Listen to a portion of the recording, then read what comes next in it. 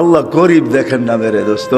বেলাল রাদিয়াল্লাহু তাআলা আনহুর বাড়ি আমি 6 বার এই দুই চোখে দেখছি। উনাকে দেখি নাই, কিন্তু উনার দেশের মানুষগুলাকে দেখছি। এখনো পছন্দ হয় না, না রং না ঢং। মনে হয় যে ডাইস সারা বানায় আল্লাহ ছেড়া দিছেন, কোনো রঙও নাই ঢংও নাই।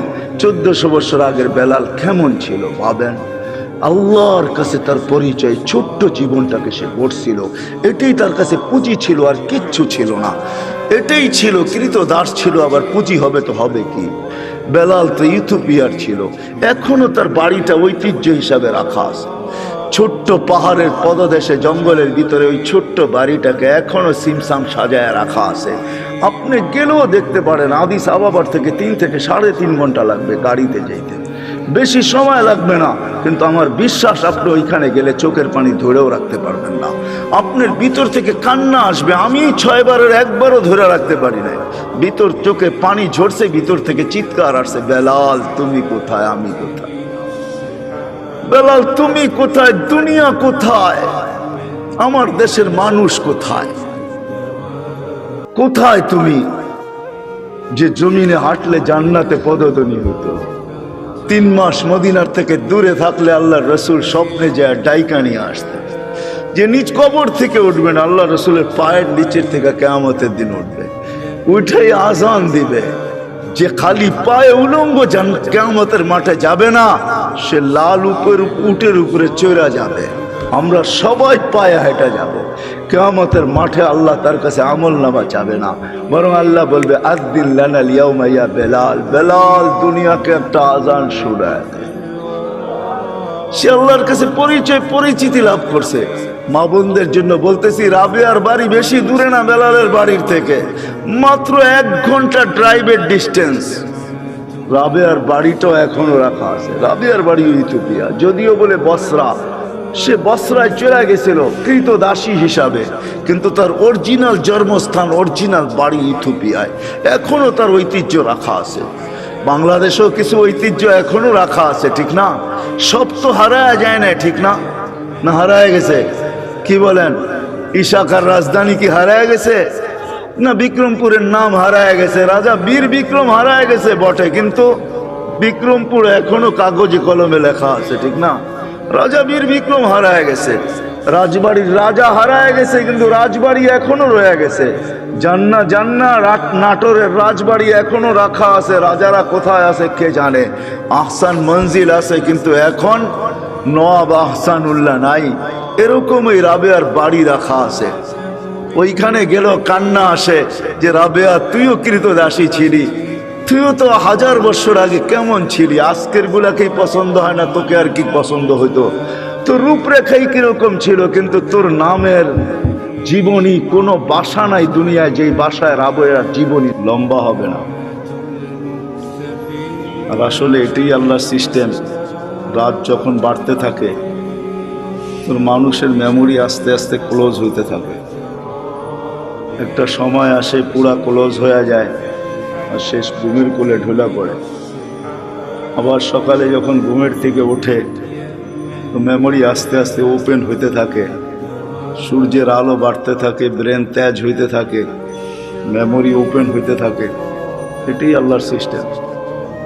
বিদায় 11:30টার উপরে বাঁচতে চলছে পড়ায়, 11:32 কথা কিন্তু বিলকুল অল্প হবে। এই জন্য মেরে দোস্ত, এটাই সত্য। কথার দিকে যাওয়া যাক।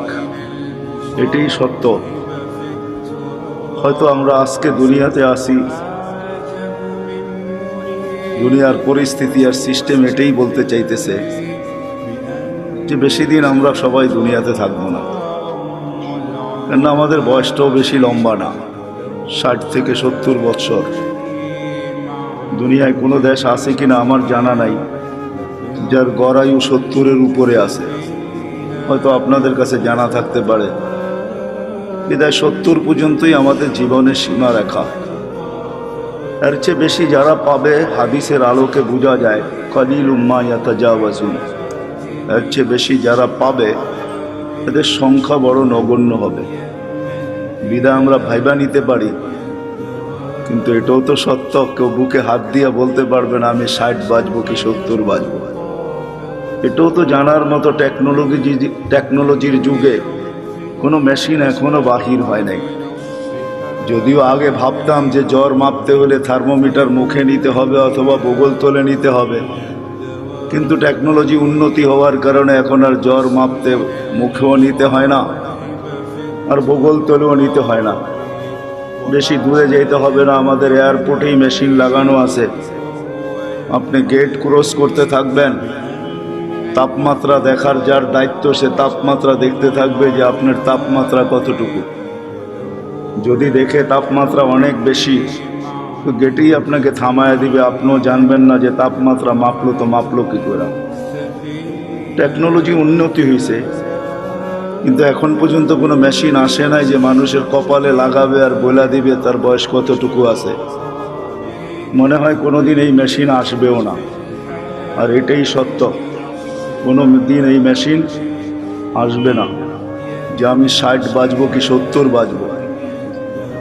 এই জন্য আল্লাহ মানুষকে বড় সতর্ক করছেন, ইবনে আদম লা তাফরাহ বিদুনিয়াইকা, মানুষ দুনিয়ার উন্নতি বা চাকচিক্য বা দুনিয়া আধুনিক হইতেছে, ডিজিটালত্ব বা আধুনিক বা উন্নত বা আপডেট তোমাদেরকে যেন মাতাল না করে। ফাইন্নাকা গায়রা মুখাল্লাদ, এটা দিলে বসাও যে তুমি কিন্তু চিরঞ্জীব না। আবার আল্লাহ যুবকদেরকেও পৃথক করছেন, ইয়া শাবাব, ও যুবক, লা ইয়াক্তাররুকা শাবাবুকা, যৌবন যেন তোমাকে মাতাল না করে, বিমুখ না করে। কাম মিন শাব সাবাকা ইলাল মউত, আল্লাহ লজিকও দিছেন, যুক্তিও দিছেন যে কত যুবককেই তো আমি যৌবন অবস্থায় কবরের কোলে শোয়ায় দিছি। এটাই কিন্তু চিরসত্য। আমাদের সবাই উপস্থিত যদি এখনো আমরা দুনিয়াতে বা প্রত্যেকেই একটা পজিশন নিয়ে চলি, কিন্তু একটা দিন অচিরেই আসবে যে আমরা কেউ দুনিয়াতে থাকবো না। যদিও আজকে বিরাজমান কথা, কিন্তু আমার ঠান্ডা ঠান্ডাই হবে, সুরটুর হবে না। ধ্যান দিয়ে শুনলে হয়তো বুঝে আসতে পারে, দিলে গাঁথতে পারে। আমরা কেউ থাকবো না, শূন্য দুনিয়া আল্লাহ শূন্য করবে, এটাই আল্লাহ সিস্টেম। এই জন্য প্রতিদিন কিন্তু আল্লাহ আমাদেরকে আপডেট দেখায়। এর আগেও মানুষ মারা যেত প্রতিদিন, এখনো 3 থেকে 4 লক্ষ মানুষ ডেলি মারা যায় বিভিন্ন কারণে, কিন্তু কোনোদিন আপডেট আমাদের সামনে আসতো না। হয়তো নেটে সার্চ করলে পাওয়া যেত, কিন্তু করোনা কিন্তু ডেলি আমাদেরকে আপডেট দেখাইতেছে, ঠিক না? কত হাজার দুনিয়ার থেকে উঠে যেতেছে। আলহামদুলিল্লাহ আমাদের দেশে নাই, না আসুক এটাই আমরা চাই। আমাদের দেশ করোনা মুক্ত হোক, এটাই আমাদের সদা সর্বদা দোয়া। কোনো বিপর্যয় না ঘটুক, এটাই আমরা চাই। কিন্তু সারা দুনিয়ার আপডেট কিন্তু আমাদের সামনে আসে। আল্লাহ কিন্তু বুঝাইতে চাইতেছে, ডেলি কিন্তু আমি 5,000 করে উঠাইতেছি, 10,000 উঠাইতেছি, কখনো বাড়ে কখনো কমে। একদিন শূন্য দুনিয়া কিন্তু শূন্য হয়ে যাবে, আবার একটা দিন আসবে দুনিয়াই থাকবে না। আমি মানি আর না মানি, এটাই কিন্তু সত্য। আর এটারই নিদর্শন আল্লাহ আমাদের সামনে তুলে ধরতেছেন। এই জন্য দুনিয়া ঘুরলে দেখা যায় এখনো আছে। আপনাদেরকে আমি অ্যাড্রেস দিতে পারি। কওমে আদ যারা দুনিয়ার ভিতরে সবচেয়ে বড় ছিলেন, যাদের স্লোগান ছিল মানে আসাদ্দু মিন্না কুওয়া, আমাদের চেয়ে শক্তিশালী কে? 120 ফিট লম্বা ছিলেন। এদের ঘরগুলো এখনো রাখা আছে। ইয়ানহিতুনা মিনাল জিবালি বুয়ুতা, জমিনে বাস করতেন না, বলতেন জমিন আমাদের পেশাব পায়খানার জন্য। পাহাড়ে বাস করতেন, এখনো মাথার ডাচাটা রাখা আছে। আমি অ্যাড্রেস দেই, আমি দেখা আসছি, আপনারাও দেখা আসেন। 6 ফিটের একটা মানুষ এইদিকে দাঁড়াবে আর একটা ওইদিকে দাঁড়াবে, একজন আরেকজনকে দেখবে না এই মাথার উপর দিয়ে। তো এই ঐতিহ্যগুলো দুনিয়াতে রাখা আছে, এগুলা নিদর্শন স্বরূপ। আমরাও একদিন চলে যাব, যিনি নিয়ে আসছেন উনি আমাদেরকে নিয়ে যাবেন। হ্যাঁ, এটাই সত্য।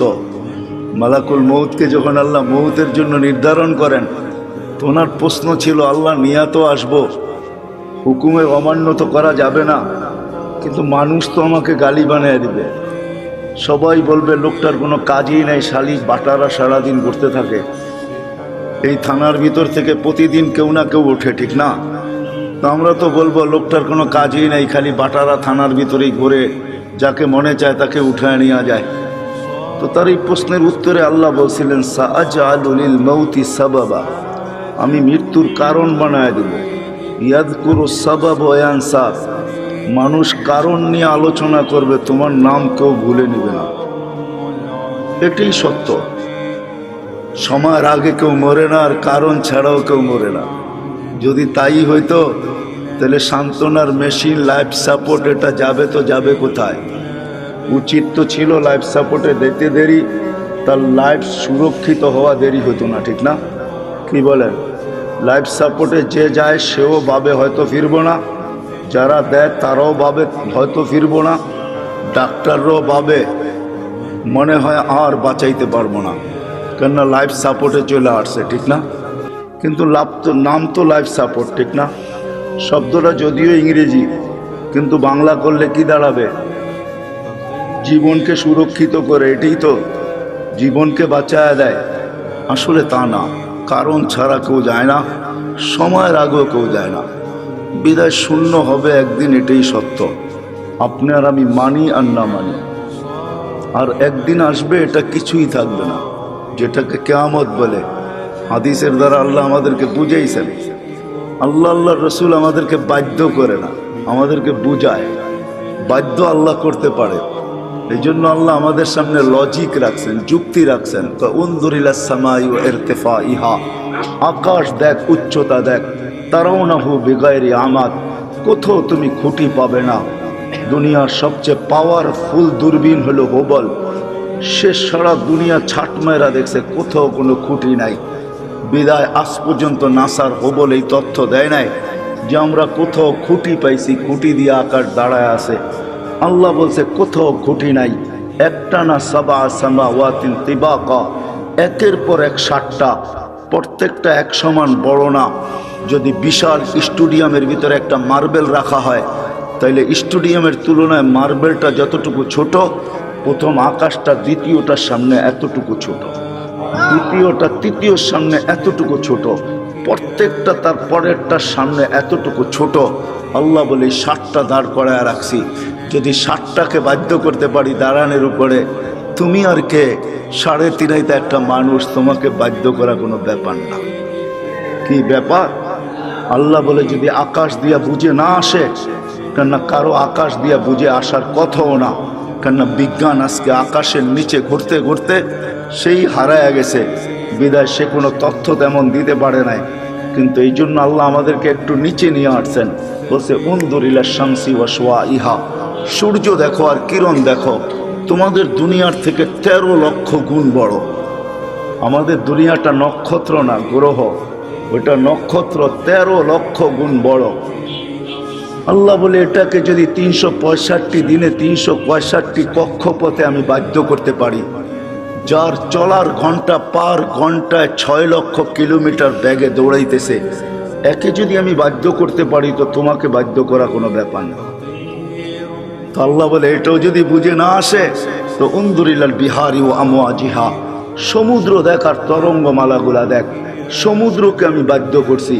পদ্মা, মেঘনা, যমুনা ভাঙ্গে আমি মানি, কিন্তু আজ পর্যন্ত বঙ্গোপসাগর ভাঙছে এরকম খবর, বঙ্গোপসাগরে ভাঙ্গন শুরু হয়েছে এরকম কোনো খবর মনে হয় বাংলাদেশের কোনো নিউজ পেপারে আসে নাই, ঠিক না? অথচ পদ্মা ভাঙ্গে, মেঘনা ভাঙ্গে, যমুনা ভাঙ্গে, কিন্তু যতগুলা ঢেউ প্রতিদিন আশ্রয়া পড়ে আমাদের কুলে, আজ পর্যন্ত পদ্মা, মেঘনা এরকম একটা ঢেউয়েরও অস্তিত্ব দিতে পারে না। আল্লাহ বলে ওকে বাধ্য করছি, এই জন্য তোমাকেও বাধ্য করা কোনো ব্যাপার না। আল্লাহ বলে এটাও যদি বুঝে না আসে, তো উনদুরিলাল জিবালি ওয়া ইস্তিকরারিহা, পাহাড় দেখো আর দৃঢ়তা দেখো, ওটাকেও আমি বাধ্য করছি, তোমাকে বাধ্য করা কোনো ব্যাপার না। হইতে পারি আমি হাট্টা গাট্টা, হইতে পারি আমি যৌবনে বড়া যুবক, তাতে কি আসে যায়? আল্লাহর উপমা বা লজিক দেখেন না। আল্লাহ বলে তোমাকেও আমি বাধ্য করতে পারি, এটা কোনো ব্যাপার না। আল্লাহ বলে এটাও যদি বুঝে না আসে, তো উনদুরিলাল আরদি ওয়া ইত্তিসাইহা, জমিনটাকে পানির ভিতরে আল্লাহ বিছাইছেন। যখন বিছাইছিলেন তখন এটা হেলতে ছিল, তামায়ালাতিল আরদ, জমিন হেলতে ছিল। তা আল্লাহ বলে ফাজআলনাল জিবালা ফিহা আওতাদা, আমি পাহাড়কে প্যারাক বানায় গেড়া দিছি, ফাস্তাকাররাতিল আরদ, জমিন স্থির হয়ে গেছে পানির ভিতরে। এটা দেখা ফেরেশতাদের চক্ষু কপালে উঠছিল। ওই প্রশ্নের দিকে আমি যাইতে চাই না। ফেরেশতা আল্লাহকে জিজ্ঞাসা করছিলেন, হাল খলাকতা আসাদ্দু খালকাম মিনাল জিবাল, আল্লাহ পাহাড়ের চেয়েও শক্তিশালী কিছু আপনি তৈরি করছেন? তো আল্লাহ বলছে লোহা, যে পাহাড়কে কাইটা ঢের বানায় দেয়। বলছে এর চেয়ে শক্তিশালী? বলে আগুন, যে লোহাকে পানির মতো তরল করে দেয়। বলছে এর চেয়ে শক্তিশালী? বলে পানি। বলে এর চেয়ে শক্তিশালী? বাতাস। বলে এর চেয়ে শক্তিশালী? বলে এটা আছে যেটা আল্লাহ আমাদেরকে দিয়েছেন আর কাউকে দেন নাই। আমাদেরকে দিয়েছেন ওইটা আর কাউকে দেন নাই। যদি আল্লাহ বলতেছে জমিনের দিকে দেখো, প্রশস্ততা দেখো। আর যদি আমাদের গ্রহের দিকে দেখেন, এই দুনিয়ার ফুটবলটার দিকে দেখেন, তো সে 66,000 মাইল গতিতে সূর্যের পিছে দৌড়াইতেছে, 1000 মাইল বেগে পার ঘন্টায় ঘুরতেছে। কিন্তু আমরা বসে আছি, বিল্ডিং ঠিক আছে, সব কিছু ঠিক আছে, কোনোটা তার জায়গার থেকে সরতেছে না, নড়তেছে না, ঠিক না? অথচ যদি 66,000 মাইল ব্যাগে যদি সে ছুটে, সবাই উড়া যাওয়ার কথা ছিল। আল্লাহ বলে না, আমি জমিনকে বাধ্য করছি, তুমি দৌড়াও, তাতে কিছু আসে যায় না, তুমি ঘোরো, তাতে কিছু আসে যায় না, কিন্তু খবরদার আমার বন্দার গায়ে যদি বাতাস লাগলো। ওয়াজআলনাল আরদা কারারা, আল্লাহ বলে আমি বাধ্য করছি একে, বিধায় তোমাকেও বাধ্য করতে পারি। আল্লাহ বাধ্য করবে না। নাইলে আপনি কি ভাবেন 5 ওয়াক্ত আল্লাহ ডাকবে আর আপনি আসবেন না? 5 ওয়াক্ত আল্লাহ ডাকবে আর আপনি আর আমি বলবো ব্যস্ত? হ্যাঁ, রোড গার্ডওয়ালাও বলে ব্যস্ত, হাট বাজারওয়ালাও বলে ব্যস্ত, দোকান পাটওয়ালাও বলে ব্যস্ত, অফিস আদালতওয়ালাও বলে ব্যস্ত, ঘর বাড়িওয়ালাও বলে ব্যস্ত, মিল ফ্যাক্টরিওয়ালাও বলে ব্যস্ত, প্রত্যেক ব্যক্তি খেত খামারওয়ালাও বলে ব্যস্ত। প্রত্যেক ব্যক্তি যাকে জিজ্ঞাসা করবেন, আজানের ধ্বনি কানে আসে, কিন্তু সে বলে আমি ব্যস্ত, ব্যস্ত, ব্যস্ত, ব্যস্ত। আসে তো কয়জন আসে? যুবকও বলে আমি ব্যস্ত, এমনকি বৃদ্ধও বলে আমি ব্যস্ত, নারীও বলে ব্যস্ত, পুরুষও বলে ব্যস্ত, সব শ্রেণীর মানুষ বলে আমি ব্যস্ত। অথচ ডাকে কে? হ্যাঁ, কোন আল্লাহ? কোন আল্লাহ ডাকে? হয় রাগ হয় না, দুনিয়ার কোনো পদস্থ মানুষ ডাকলে লঙ্গির খবর থাকে না। দুনিয়ার কোনো পদস্থ মানুষের চিঠি আসলে, দাওয়াত নামা আসলে, দাওয়াতের কার্ড আসলে 1 মাস আগের থেকে জামায় মাঞ্জা দেওয়া শুরু হয়। মাঞ্জা চিনেন? আমি পুরান ঢাকায় বড় হয়েছি তো এই জন্য কিছু ঢাকায় শব্দ আসবে, কিন্তু আপনাদেরকে বুঝা নিতে হবে। বাটারার মানুষ মাঞ্জা দেওয়া শুরু করে, অথচ ডেলি 5 বার আল্লাহ ডাকে। আল্লাহ, কোন আল্লাহ? হ্যাঁ, আল্লাহ নিজেই বলতেছেন, আমার আল্লাহ নিজেরই পরিচয়। কোন আল্লাহ? এই জন্য আল্লাহর থেকে যখন বিমুখ হয়, ডাকার পরেও যখন আসে না, তো আল্লাহ নিজেই বলতেছে মান আরাদা আন্নি নাদাইতুহু মিন কারিব, যে আমার থেকে বিমুখ হয়ে যায়, সব কিছু পাওয়ার পরে হারায় যায়। যুবক যৌবন পাওয়ার পরে, রূপসী রূপ পাওয়ার পরে, দোকানওয়ালা দোকান পাওয়ার পরে, হাটওয়ালা হাট পাওয়ার পরে, বাজারওয়ালা বাজার পাওয়ার পরে, অফিসওয়ালা অফিস পাওয়ার পরে, আদালতওয়ালা আদালত পাওয়ার পরে, মেইলওয়ালা মেইলে পাওয়ার পরে, ফ্যাক্টরিওয়ালা ফ্যাক্টরি পাওয়ার পরে, বাড়িওয়ালা বাড়ি পাওয়ার পরে, ঘরওয়ালা ঘর পাওয়ার পরে, সব কিছু যখন আমরা পাওয়া যাই, তখনই আসলে আমরা হারায়া যাই। আর যতদিন আমরা না পাই, যান হাসপাতালে যায় দেখেন, যার মুখে কখনো আল্লাহ ফুটতো না, এখন অসুস্থতার কারণে মাঝে মাঝে আল্লাহ যে যায় তাকেই বলে একটু দোয়া করেন, আল্লাহ যেন বাঁচায়া দেয়। এরকমও লোক শত শত পাবেন। তো আল্লাহ বলে যে পাওয়ার পরে বিমুখ হয়ে যায়, না তাই তুহমিন কারিব, আমি কাছের থেকে এসে ওকে ডাকতে থাকি আর ওকে প্রশ্ন করতে থাকি, ইলা আইন, কোথায় চললি? হাল ওয়াজাত্তা আজওয়াদা মিন্নি, আমার চেয়ে বড় দাতার সন্ধান কি তোর কাছে আছে? আমা কুনতা মা আম্মাহিনা, তুই নিকৃষ্ট একটা পানির ফোঁটা ছিলি না। ফামান জাআলাকা দামা, তোকে রক্তে রূপান্তরিত করলো তো করলো কে? ওমান জাআলাকা মুদগা, তোকে রক্তপিণ্ড বানাইলো তো বানাইলো কে? ওমান জাআলাকা ইযামা, তোর কঙ্কালটা তৈরি করলো তো করলো কে? ওমান কাসা আলাইহি লাহমা, এর উপর এত সুন্দরভাবে গোস্তের আবরণ চড়াইলো তো চড়াইলো কে? বল। আল্লাহ প্রশ্ন করে বল, আমা কুনতা সাগীরা, তুই কি ছোট্ট ছিলি না? আমা কুনতা যায়ীফা, তুই কি দুর্বল ছিলি না? আমা কুনতা জাহিলা, তুই কি অজ্ঞ ছিলি না? আমা কুনতা মিসকিনা, তুই কি অসহায় আর নিঃস্বয় ছিলি না?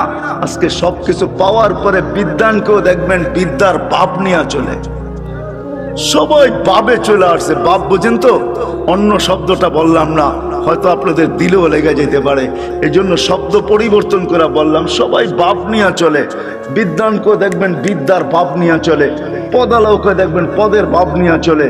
তো আল্লাহ জিজ্ঞাসা করে, তুই অজ্ঞ ছিলি না, তুই নিশ্চয় ছিলি না? তো আল্লাহ চিত্র তুলে ধরেন, ফালা লাকা সিন্নুন তাক্তা, তোর তো দাঁত ছিল না এক সময়, তুই কাটবি দূরের কথা, মার পেটের থেকে যখন আসছিলি তো তোর তো দাঁত ছিল না। ওয়ালা লাকা লিসানুন তান্তিক, জিহ্বা ছিল কিন্তু বাকশক্তি ছিল না। ওয়ালা লাকা উযুনুন তাসমা, কান ছিল কিন্তু শ্রবণ শক্তির কার্যকারিতা ছিল না। ওয়ালা লাকা আইনুন তানদুর, চক্ষু ছিল দৃষ্টি শক্তির কার্যকারিতা ছিল না। ওয়ালা লাকা আকলুন তুমাইয়িজ, মগজ ছিল ভালো মন্দ বুঝার মতো ক্ষমতা তোর ভিতরে ছিল না। ওয়ালা লাকা কলবুন তাতাফাক্কার, দিল ছিল একটা ছোট কিন্তু চিন্তা কি জিনিস তুমি জানতে না। ওয়ালা লাকা ইয়াদুন তাফতিশ, হাত ছিল ধরার ক্ষমতা ছিল না। ওয়ালা লাকা রিজলুন তামশি, পাও ছিল কিন্তু চলার ক্ষমতা ছিল না। তারপরে আল্লাহ প্রশ্ন করেন, আলাইসা কাযালিক, এরকম কি ছিল না? কি বলেন? হ্যাঁ, এরকম ছিল না? আল্লাহ বলে, ফাকাত তাতাহাররাক, তুই নড়াচড়াই করতে পারতি, আর কিচ্ছু না। তোকে এই পর্যন্ত আমি আল্লাহ পৌঁছেছি। কে পৌঁছেছে? হ্যাঁ, আল্লাহ বলে কিভাবে পৌঁছেছি এটাও দেখ।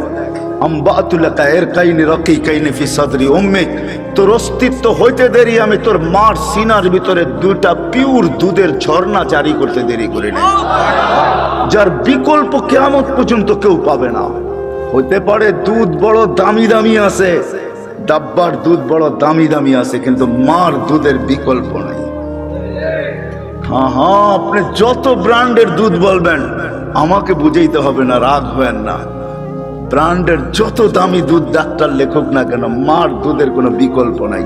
আল্লাহ বলে, হার রান ফি শীতা, শোন শোন, শুধু এখানেই শেষ না, শীতের ছোঁয়া লাগতে দেরি আমি আল্লাহ কুদরত দিয়ে গরম করতে দেরি করি নাই।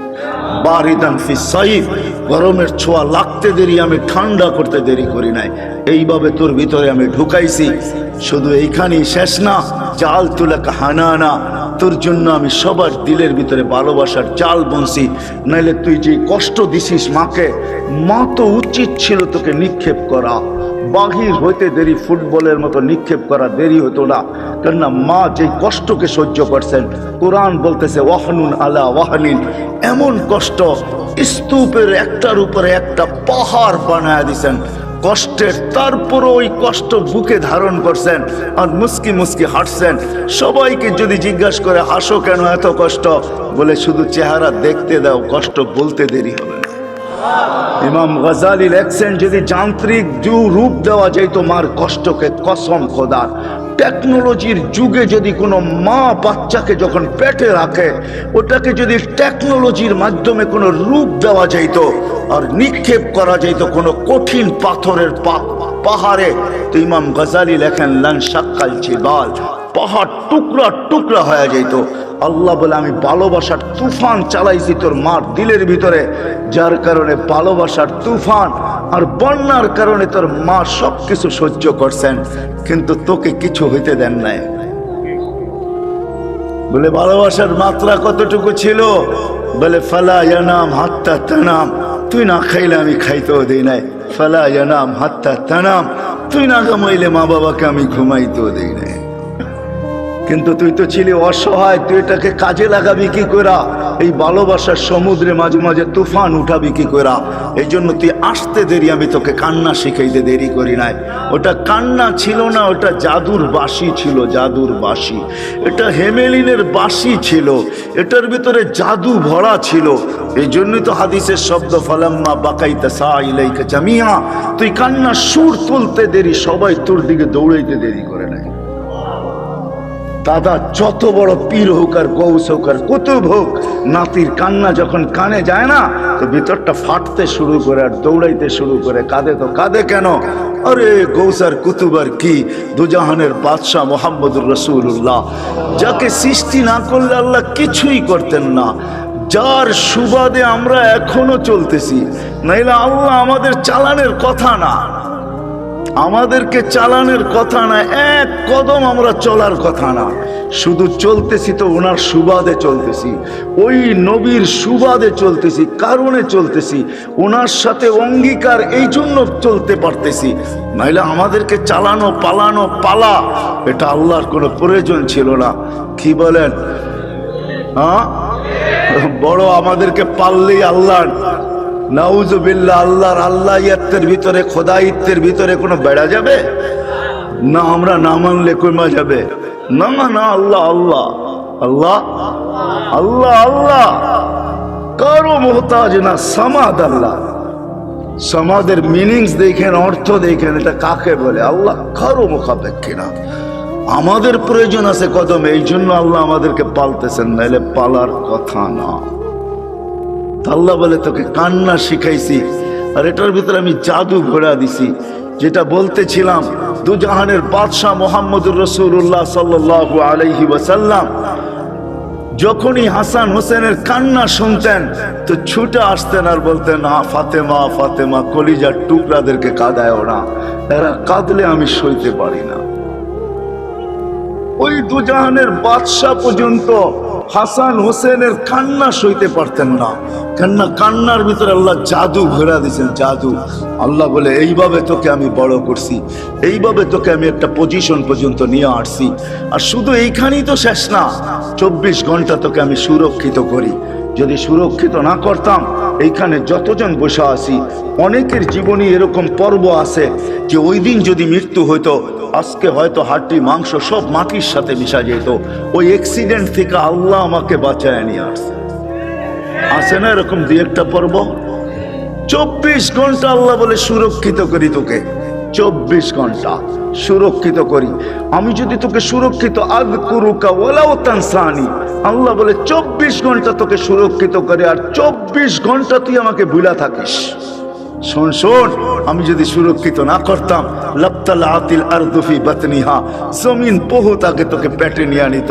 লা আদরাকাতিল বাহরু ফি কারিহা, সমুদ্র বহুত আগে তোমাদেরকে তলদেশে নিয়ে নিত। লা আহলাকাতিল মালাইকা, ফেরেশতা বহুত আগে তোমাদেরকে চটকাইতে চটকাইতে সাইজ করে ফেলতো। আমাদের বডিটা এমনি পরিচালিত হয় না। 10 জন ফেরেশতা ডে শিফটে ডিউটি করে, 10 জন নাইট শিফটে ডিউটি করে। প্রত্যেকের জন্য 20 জন ফেরেশতা ডেলি ডিউটি করে 24 ঘন্টায়। দিনে 10 জন, রাত্রে 10 জন, যে আপনাকে আমাকে সুরক্ষিত করে। বাকি বডিটা পরিচালনার জন্য অনেক ফেরেশতা আছে। এইখানে শিক্ষিত সমাজ, আমি যদি প্রশ্ন করি হার্ট কি দিয়া চলে, তা আপনারা বলবেন বাল্ব দিয়া চলে, ঠিক না? এটাই তো বলবেন। আমি যদি প্রশ্ন করি বাল্ব কি দিয়া চলে, কি জবাব আপনাদের কাছে বলেন? জান এখানে হাসপাতালও আছে, জিজ্ঞাসা করেন। ফরাজি হাসপাতালে জিজ্ঞাসা করে আসেন যে বাল্ব কি দিয়া চলে, তো বলবে জানি না বাল্ব কি দিয়া চলে। আরে আরে, হার্ট কুদরত দিয়া চলে। ফেরেশতা পাঁচ করে, আলা ইন্না কলবি ইবনে আদম মালাইকাতুন মুআক্কালা, একজন ফেরেশতা আছে যে হার্টকে পাঁচ করে, পাঁচ চিপ দেয়, রক্ত বাহির হয়ে যায়, ছেড়া দেয়, আবার টাইনা নিয়ে। আল্লাহ আমাদেরকে সিস্টেমের মাধ্যমে চালান। 24 ঘন্টা ফেরেশতা আমাদেরকে সুরক্ষিত করে। আল্লাহ বলে যদি সুরক্ষিত না করতাম, আমি ডাকি তারপরও আসো না, কিন্তু আমি তারপরও তোমাকে সুরক্ষিত করি। হ্যাঁ শোনেন, তাইলে দ্বিতীয় হাদিসও শোনা দেন। জমিন প্রতিদিন বলে, আলা কুল্লা ইয়াউমিন ওয়াল আরদু তাস্তাযিনু রাব্বা, জমিন প্রতিদিন বলে আল্লাহ অনুমতি দেন না, কি করবে? আন আবতালিয়া ইবনা আদম ফি বাতনি, হায় হায়, আদমকে, মানুষকে আমি পেটে নিয়ে আনিব। যে যেইখানে আছে, যেটার ভিতরে আছে, যা সহ আছে, সব সহ পেটে নিয়ে আনিব। প্রথম সুনামি যখন আসে, 3 মাস পরে আমি ইন্দোনেশিয়া গেছি। টানা ঢাকার থেকে 8 ঘন্টা ফ্লাইটের পরে আমি পড়ছি জাকার্তা। ওইখান থেকে 300 কিলোমিটার আমার এই চোখে দেখছে, একটা বাড়িও দাঁড়ানো নেই। হ্যাঁ, আমি চোখে দেখা জিনিস বলতেছি। তখনও উদ্ধার অভিযান চলতেছিল, একটা বাড়িও দাঁড়ানো নেই। 300 কিলোমিটার আমার তুই চোখে দেখছে, একটা বাড়িও দাঁড়ানো নাই। তো এখানে আমার মনে হচ্ছে এখানের জমিনকে আল্লাহ একটু অনুমতি দিয়া দিছেন। হায় হায়, 2 দিন আগেও আসছিল বাংলাদেশে ভূমিকম্প, ঠিক না? হ্যাঁ, পুরা অনুমতি আল্লাহ দেন না, এই জন্য একটু ঝটকা দিয়া চলে গেছে, সতর্কের সিগন্যাল দিয়া চলে গেছে। কিন্তু আশ্চর্যের বিষয় একটা এটাও ছিল, 300 কিলোমিটারের ভিতরে একটা মসজিদের ভিতরে একটা দাগও দেখি নাই আমি চোখে দেখা বলতেছি, শোনামুনা না। তো মেরে দোস্ত, যেটা বলতেছিলাম, জমিন প্রতিদিন বলে অনুমতি দেন না। তো আল্লাহ জিজ্ঞাসা করে এত রাগ কেন? তো বলতেছে আলামাতা আসবির ওয়া তাহাম্মাল, আমি কতদিন সবুর করবো আর এদের বোঝা উঠে রাখবো? তো আল্লাহ বলে কেন? ইয়াসি লাইলাম ওয়া নাহারা, 24 ঘন্টা নাফরমানি করে। দেখেন না, আপনি ডাকেন তারপরও আসে না, বলে ব্যস্ত ব্যস্ত ব্যস্ত ব্যস্ত। অথচ হাদিসে এই কথাও আছে, ধনী আমাদের সবার কানে আসবে, সবার কানে। শুনে নেন, বাটারার মানুষ সবার কানে ধনী আসবে। আজকে তো যুবক তুমি ব্যস্ত বলো, তোমার কানেও ধনী আসবে। লাশ হইতে দেরি, ধনী আসতে দেরি হবে না। ফেরেশতা আয়েশা কানের কাছে চিৎকার দিয়ে জিজ্ঞাসা করবে, আইনাল ইশতিগাল, বল তোর ব্যস্ততা কোথায়?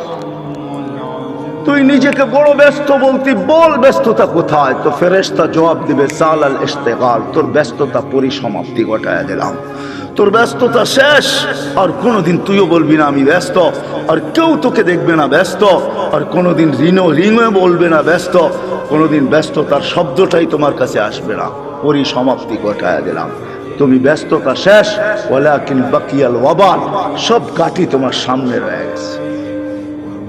যদিও আল্লাহ ডাকে, জমিন বলে আল্লাহ 24 ঘন্টা নাফরমানি করে কতদিন সবুর করব, কতদিন উঠায় রাখবো?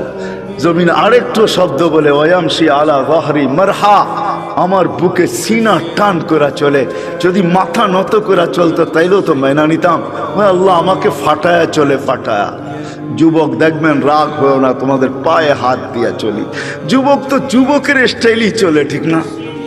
হ্যাঁ, কি বলেন? তেল চালিত ঘোড়ার উপরে উঠলে তো কোনো কথাই নেই। তেল চালিত ঘোড়া চিনেন?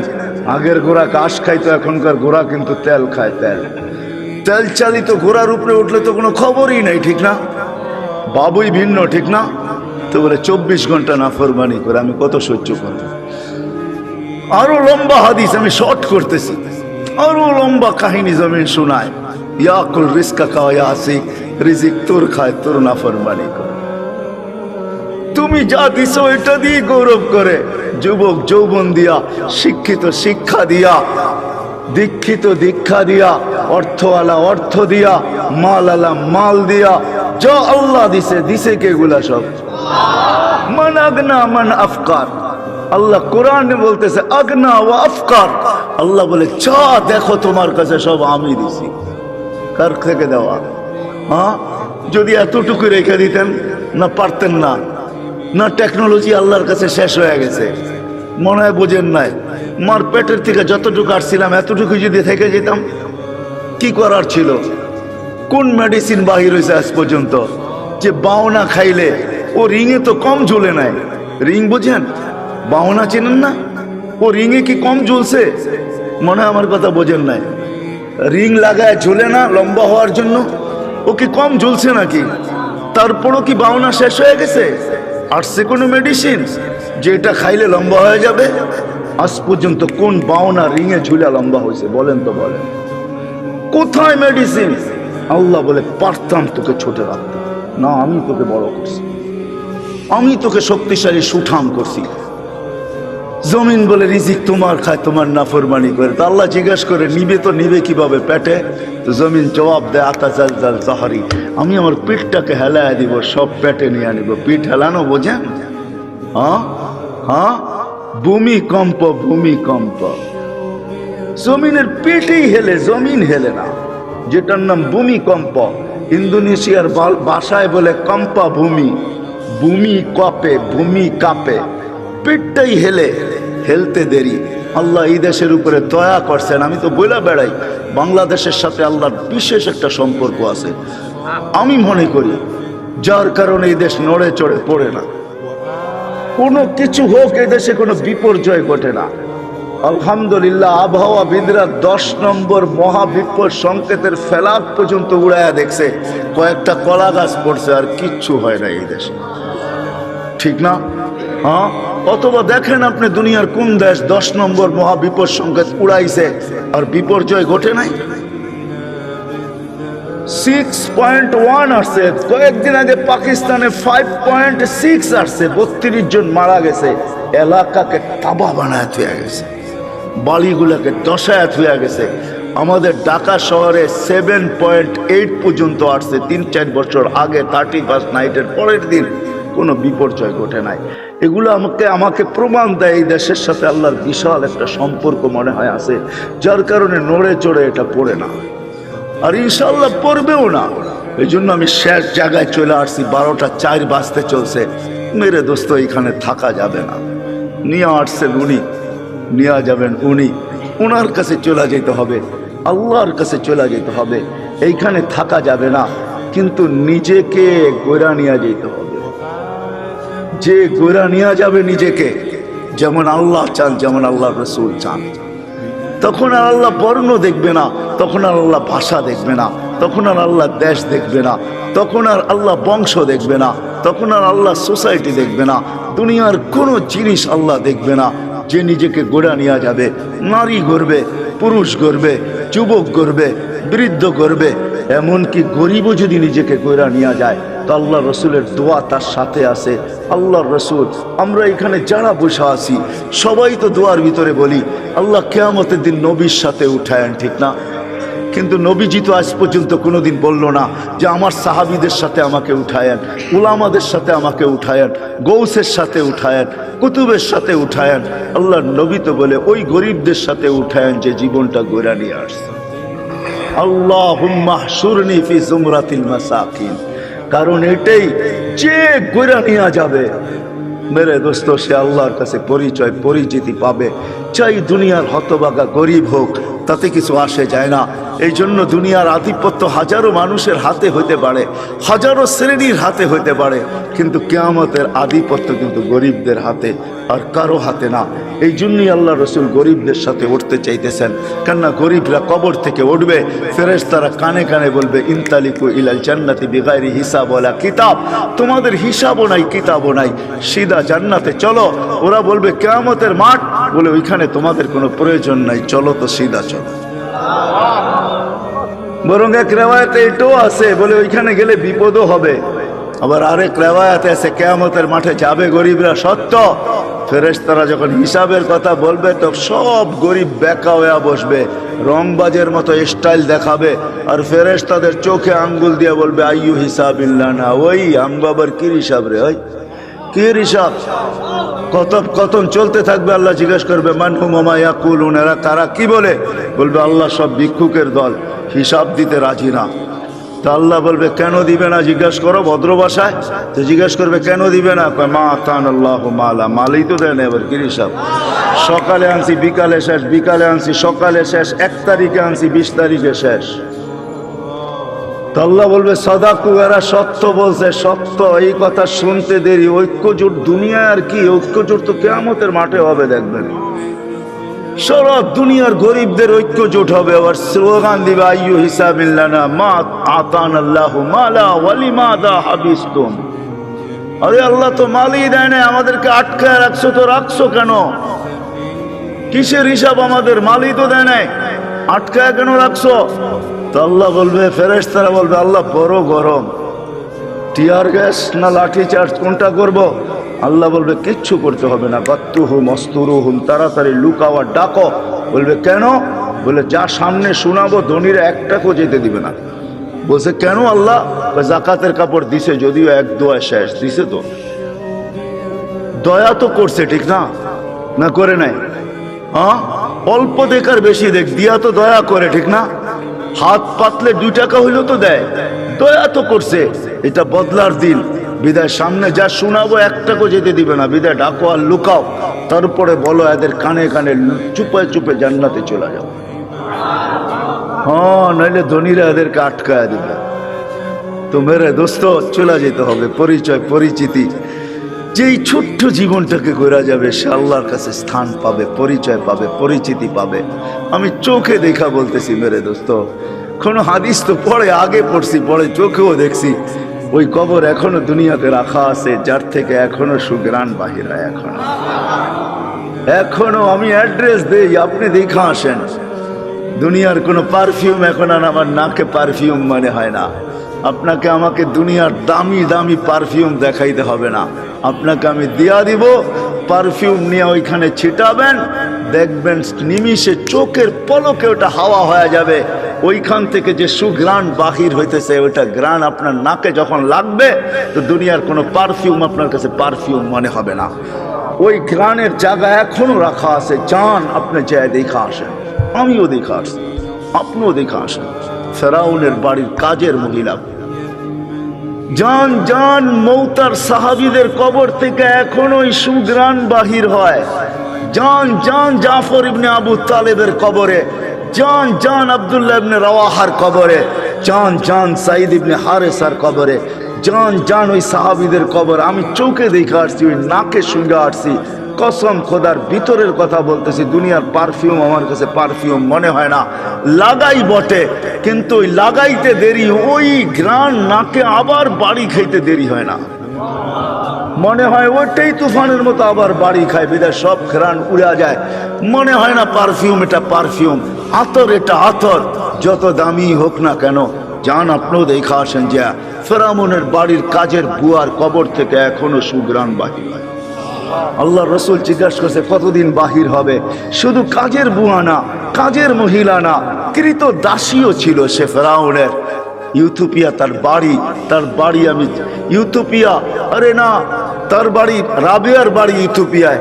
ওই ফেরাউনের বাড়ির কাজের বুয়া, কাজের মহিলা, কৃত দাসীও ছিল সে ফেরাউনের। হায় হায়, আল্লাহর কাছে পরিচয় পরিচিতি ছিল, এখনো সুঘ্রাণ বাহির হতেছে। 2.5 বছর পরে আল্লাহর রসুল যখন যাইতেছিলেন, সুঘ্রাণে দাঁড়াইতে বাধ্য হয়েছেন। কাহিনী বড় লম্বা। আল্লাহ রসুল জিজ্ঞাসা করছে কতদিন বাহির হবে? বলে ইলা ইয়াউমিল কিয়ামা, কিয়ামত পর্যন্ত বাহির হবে। এটা এখনো বাহির হইতেছে, কিয়ামত পর্যন্ত আসল বাহির হবে কিয়ামতের দিন। হ্যাঁ, সে পরিচিতি অর্জন করছে বড় কোরবানির মাধ্যমে। ওই কোরবানির দিকে গেলে অনেক লম্বা হয়ে যাবে, তাকে তেলে জ্বলতে হয়েছে। শুধু সে জ্বলে নাই, 2টা ছোট ছোট বাচ্চা নিয়ে জ্বলতে হয়েছে। সে ফেরাউনকে স্বীকৃতি দেয় নাই, আনা রব্বুকুমুল আলা বলা স্বীকৃতি দেয় নাই। তো ফেরাউন তার বাচ্চাদেরকে আগে কড়ার ভিতরে ঢালছে, জ্বলন্ত তেলের ভিতরে দুধের শিশুকে আগে ঢালছে। রু উঠা যখন উপরে যাইতেছিল, বাচ্চার রু মাকে সান্ত্বনা দিতেছিল, চিৎকার দিতে দিতে, উম্মি লা তাখাফি, মা ফেরাউন সামনে বিদায়, ভয় পাইস না, ওয়ালা তাহজানি, আমার বিচ্ছেদে দুঃখিত হইস না, ফা ইন্নাকি আলাল হক, তুই হকের উপরে আছিস, সানাজমাউ ফিল জান্নাতি ইনশাআল্লাহ, মা সবুর কর, একটু পরেই জান্নাতে আমাদের মিলন হবে। দ্বিতীয় মেয়ে ছিল, তাকেও ঢেলা দিছে। মা তো মাই হয়, চোখের পানি ধরে রাখতে পারেন নাই, একটু পর পর উপরে দেখতেন, হাত উঠাইতেন, ঠোঁট নাড়ায় কি বলতেন সেই জানে। ফেরাউন বলছে এরকম করিস কেন, হাত কেন উপরে উঠে, চোখের পানি কেন ঝরে, ঠোঁট নাড়ায় কি বলতেছিস আর কাকে বলতেছিস, আমাকে মাইনা নিলেই তো পারিস। বলে কখনো না, ওই আল্লাহকে বলতেছি। এরকম কুটি ফেরাউন নারাজ হয়, আমার কিছু আসে যায় না, তুই নারাজ হস তাইলে সব হারায় যাবে, আমার দুনিয়াও যাবে, আখেরাতও যাবে, সব পরিচয় হারায় যাবে। আল্লাহ গরিব দেখেন না মেরে দোস্ত। বেলাল রাদিয়াল্লাহু তাআলা আনহুর বাড়ি আমি 6 বার এই 2 চোখে দেখছি।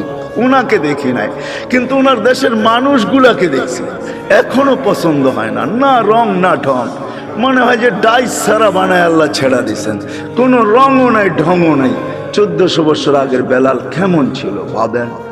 আল্লাহর কাছে তার পরিচয়, ছোট্ট জীবনটাকে সে গড়ছিল, এটাই তার কাছে পুঁজি ছিল, আর কিচ্ছু ছিল না। এটাই ছিল, কৃতদাস ছিল, আবার পুঁজি হবে তো হবে কি।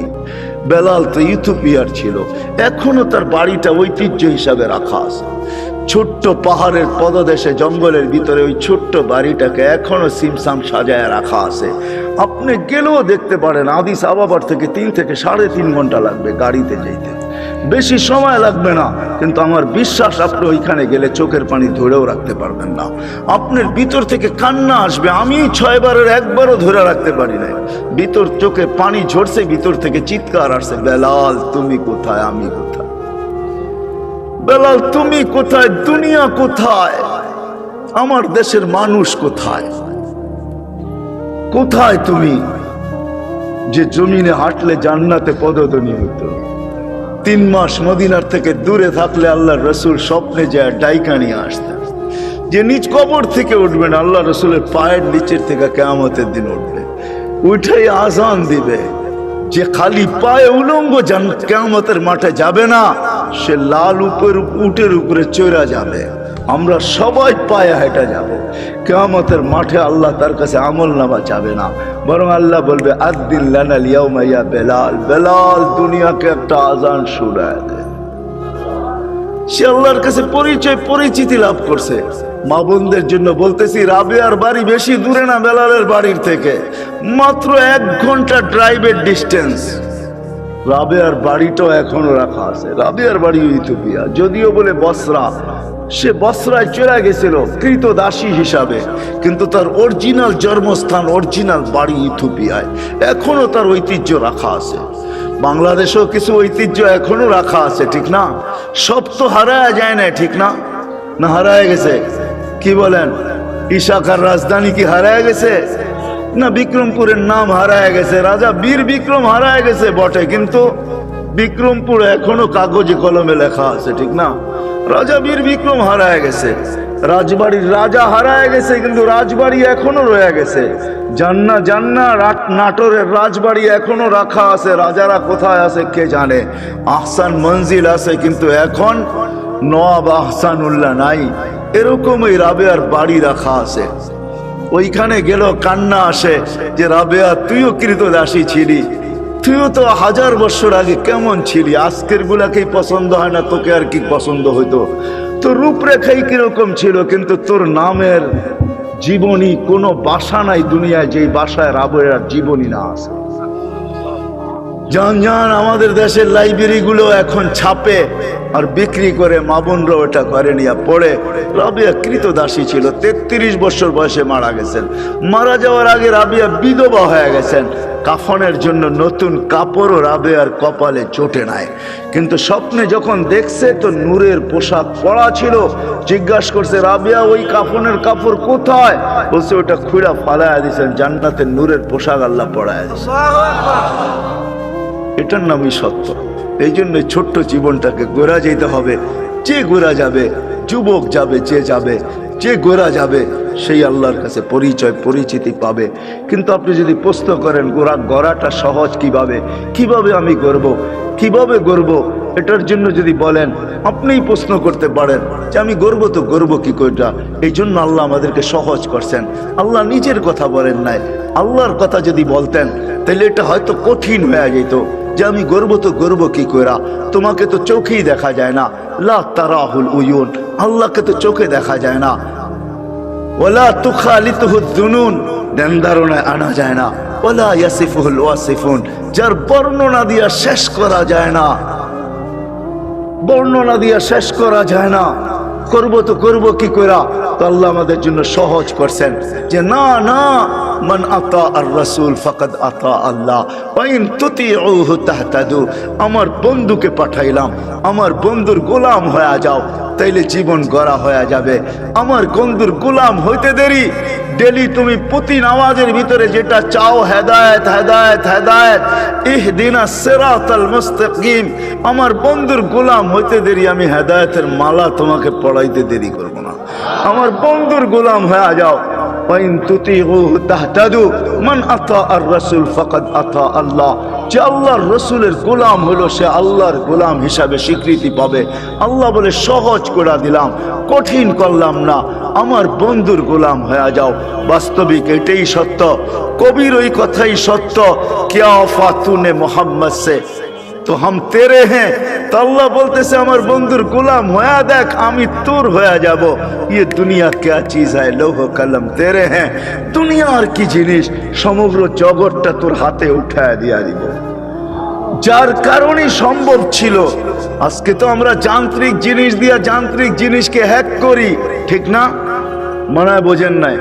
যান্ত্রিক জিনিস দিয়া যান্ত্রিক জিনিসকে, টেকনোলজির মাধ্যমে টেকনোলজিকে আমরা হ্যাক করি, ঠিক না? আলী রাদিয়াল্লাহু তাআলা আনহু সূর্যকে হ্যাক করতেছে ইশারা দিয়া। কত বড় হ্যাকার চিন্তা করেন। দাউদ আলাইহিস সালাম সূর্যকে হ্যাক করতেছে ইশারা করা। ডুবিস না, আসর পড়ি না, ওইখানে দাঁড়ায় আছে। অথচ ওর গতি পার ঘন্টায় কত? 6 লক্ষ মাইল পার ঘন্টায় গতি হ্যাক করতেছে। আপনি তো আজকে ভিডিও কলিং বলেন, এই সূত্র দুনিয়া পাইছে তো পাইছে কোত্থেকে আমাকে বলেন? মুঠোফোনের সূত্র আসছে তো আসছে কোত্থেকে? 1400 বছর আগে ওমর রাদিয়াল্লাহু তাআলা মুঠোফোনের সূত্র আমাদের কাছে উঠায় দিয়েছেন। যিনি মেম্বরে দাঁড়ায় বলছিলেন সারিয়াত আল জাবাল, 3000 কিলোমিটার দূরে বন্দর আব্বাসে ছিল সারিয়া। সেনা প্রধান ছিল 3000 কিলোমিটার দূরে বন্দর আব্বাস ইরানের শহরে। মেম্বরের উঠতেছিলেন সিঁড়িতে আর বলতেছিলেন সারিয়াত আল জাবাল, সারিয়া পাহাড় সামলা। 6 মাস পরে যদি মখন মদিনা মুনাওয়ারায় আসছে, সবাই জিজ্ঞাসা করছে সারিয়া সামিতা সৌতা আমির আল মুমিনিন, আমিরুল মুমিনিন আওয়াজ কি তুমি শুনছিলে? তো সে হাসতেছে, বলতেছে শুনি নাই, শুধু রাআইতু আন্নাহু ওয়াকিফুন আলা মিম্বারির রাসূল, আমি দেখছি উনি আল্লাহর রাসূলের মেম্বরে দাঁড়ায় আমাকে পাহাড় দেখায়। সূত্র আসছে তো মুঠোফোনের ওইখান থেকে আসছে। ও মেরে দোস্ত, আমি কেমনে বুঝাবো আপনাদেরকে? কেমনে বুঝাবো? কোত্থেকে জানি কই হারায় গেছি। এই ছোট্ট জীবনটাকে করা যেতে হবে। এই জন্য মুহাম্মদুর রাসূলুল্লাহর গোলামি যেই ব্যক্তি অর্জন করবে, যুবক কইরা দেখো না, মজা আসে তো আসে কতটুকু। হায় আমরা ভাবি লাইফ স্টাইল চেঞ্জ হইলেই রাগ হয় না। বাটারার মানুষ, আমাকে বাংলাদেশে ওয়াজ করতে হবে না। যদি পেন ড্রাইভের মতো আমার এইখান থেকে খোলা যেত, তাইলে আমি শুধু পর্দা লাগায় আপনাদেরকে দেখায় দিতাম আমার এখানে কত হাসি, কত কান্না, কত হাসি এখানে সেভ করা আছে, কত কান্না সেভ করা আছে এখানে। আমি গত মাসে 23 তারিখ আসছি আমেরিকা থেকে। আমি জানি দুনিয়ার উন্নত বিশ্বে কত কান্না, কত হাসি আমার এখানে সেভ করা আছে। আমাকে বুঝাইতে হবে না এগুলা। মেরে দোস্ত, লাইফ স্টাইল চেঞ্জ করলেই উন্নতিয়া, আমরা সুখী হব না। না না না, মুহাম্মদুর রাসূলুল্লাহর গোলাম হইলে আখিরাতের জীবন শুধু বনা হবে না, দুনিয়াও। হায় হায়, চলেন বলেই দিই 2019-এ 20-এ তো যেতে পারি না প্যান্ডামিকের কারণে। 21-এ যখন গেছি, 2019-এ আমি এয়ারপোর্ট থেকে বাহির হইতেছিলাম আমেরিকার কোনো এয়ারপোর্ট থেকে। তো আমার সাথে এক মুসলমান ছেলে দাড়ি টুপিওয়ালা মাকে হুইল চেয়ারে নিয়ে আসতেছিল। যখন হুইল চেয়ার শেষ যেখানে গাড়িতে উঠাবে, তো মাকে কোলে করে উঠাইতেছিল। পাশেই আমি এক ইংরেজ মহিলাকে দেখতেছিলাম, চোখের পানি ঝরতেছিল। আমি জিজ্ঞাসা করছি তুমি কাঁদো কেন? বলে দেখ ওর মা মাকে ও বাচ্চার মতো কোলে করে গাড়িতে বসাইতেছে। আমার সন্তান কোথায় হারায় গেছে আমি জানি না। শুধু বৎসরে 2টা দিন, একটা দিন আমার কাছে আসে যেদিন মাদার ডে হয়, একটা কেক নিয়ে শুধু আমার কাছে আসে, আর কোথায় হারায় গেছে আমি জানি না। পায়ে হাত রেখা বলি আমাকে বুঝায়েন না আপনারা।